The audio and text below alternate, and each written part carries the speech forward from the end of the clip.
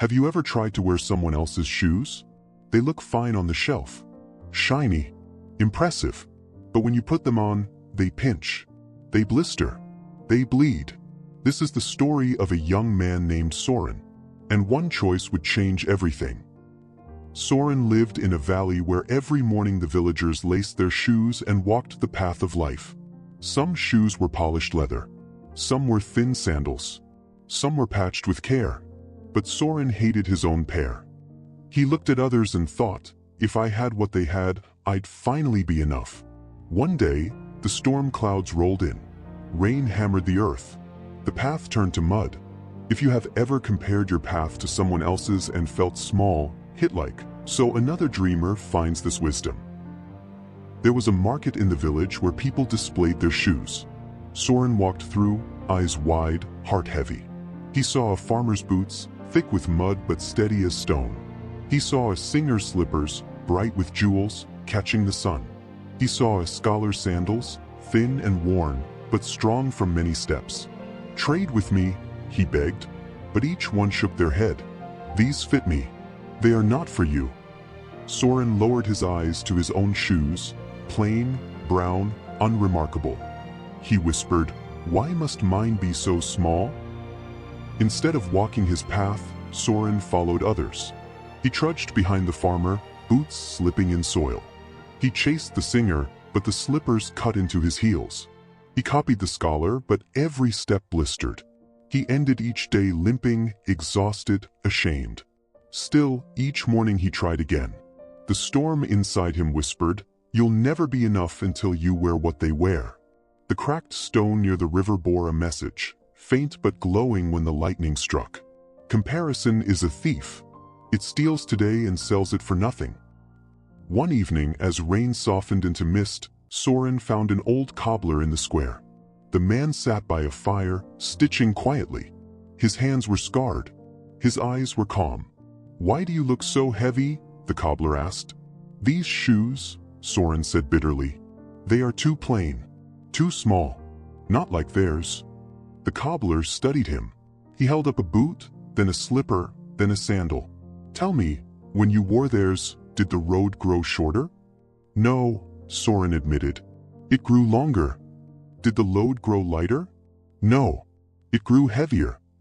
The cobbler smiled faintly. Then perhaps the problem is not the shoe, but how you walk in it. The cobbler pulled Soren's shoes close to the fire. Leather cracked. Stitching loose. Color dull. But the cobbler placed his hands firmly on them. These, he said, are enough to carry you, if you let them. Soren touched the leather. Warm. Alive. He realized they had never betrayed him. They had carried him across childhood, across play, across storms. But he had never honored them, never cared for them, never believed in them. For the first time, he whispered, maybe I can walk my own road. The next morning, the storm clouds were gone. The path was still muddy, the air still heavy, but Soren slipped his shoes on. He leaned forward. He stepped. The mud clung, but he moved. He passed the cracked stone. He passed the river. He passed the fields where others walked. For the first time, he did not look sideways.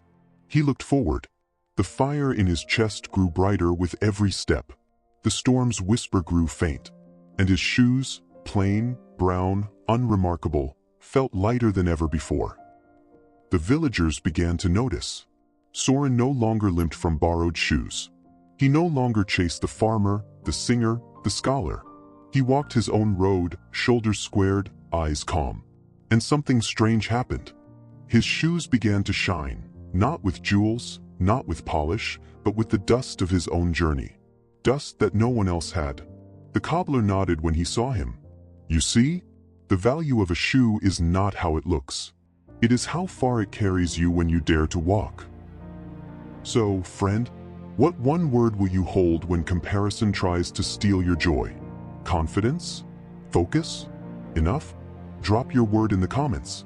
Then tap hype, not for me, but for the next struggler who needs to know today that your road is yours, and it is enough.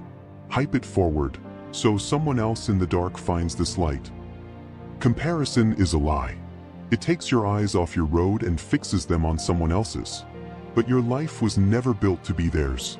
It was built to fit you. So remember this truth. A plain shoe that walks is worth more than a jeweled shoe that blisters. A small step in your lane is worth more than a grand sprint in theirs. You are enough, not when you copy, but when you begin. Like, subscribe to Rise Remember Tales for more wisdom, real change every day. And share this with someone who is drowning in comparison instead of building their own road.